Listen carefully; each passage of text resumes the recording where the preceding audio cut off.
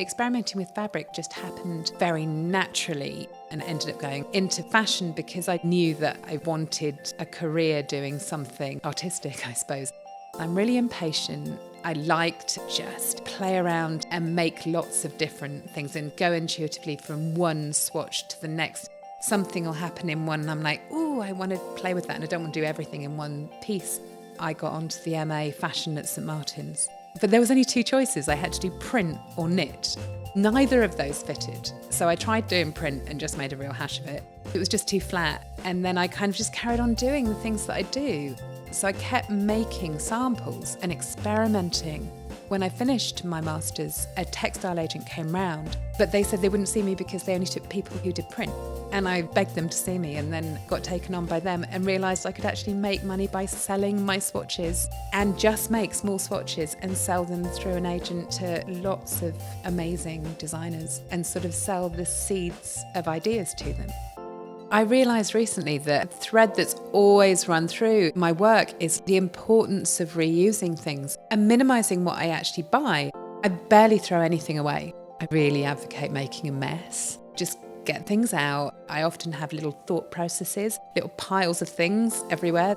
It's often about taking that beautiful old fabric and almost making it so it's unrecognisable. For example, if I'm going to cut something, I might put some adhesive on the back of it and then cut it into the tiniest strips. Often I'll use interesting fabrics and then layer lots of things on top of them so they're almost completely obliterated and you just see tiny elements of them coming through. I think there's beauty in everything, you've just got to find it. When an accident occurs, see whether it's beautiful. If it's beautiful, then capitalise on it and do it. It never ceases to amaze me when I teach people how to do it, how everyone has their own sort of signature style.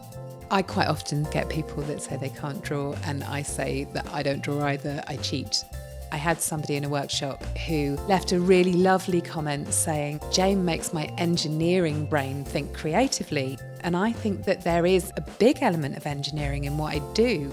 You're kind of constructing fabrics and you're thinking outside of the box and you're solving problems, you're having happy accidents and you're trying to combine unexpected things.